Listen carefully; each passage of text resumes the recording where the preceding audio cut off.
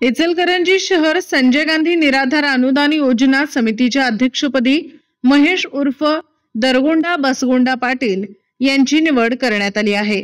आमदार राहुल आवाडे व माजी मंत्री प्रकाश आवाडे यांच्या प्रयत्नातून ही निवड करण्यात आली।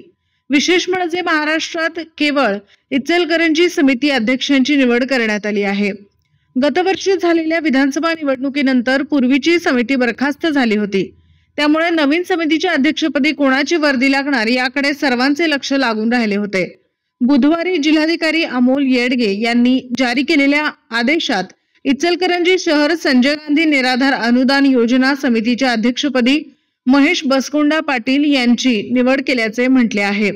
या निवडीबद्दल महेश पाटील यांचा माजी मंत्री प्रकाश आवाडे व आमदार राहुल आवाडे यांच्या हस्ते फेटा व पुष्पगुच्छ देऊन सत्कार करण्यात आला।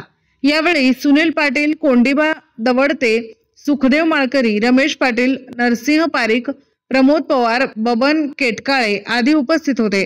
महेश पाटील हे प्रदीर्घ काळापासून सामाजिक व राजकीय क्षेत्रात कार्यरत आहेत। त्यांनी चंदूरचे सरपंच, हातकणंगले तालुका पंचायत समितीचे सभापती पदाची जबाबदारी सांभाळली आहे। ते मागील संगायो समितीत सदस्य होते। या काळात त्यांनी अनेक पात्र लाभार्थ्यांना शासकीय योजनेचा लाभ मिळवून दिला आहे। आता ते अध्यक्ष बनले असून कोणीही निराधार पात्र लाभार्थी योजनेपासून वंचित राहणार नाही व अनुदानात वाढ होण्यासाठी आमदार राहुल आवाडे व माजी मंत्री प्रकाश आवाडे, माजी आमदार सुरेश हळवणकर यांच्या मार्गदर्शनाखाली प्रयत्नशील राहू असे सांगितले।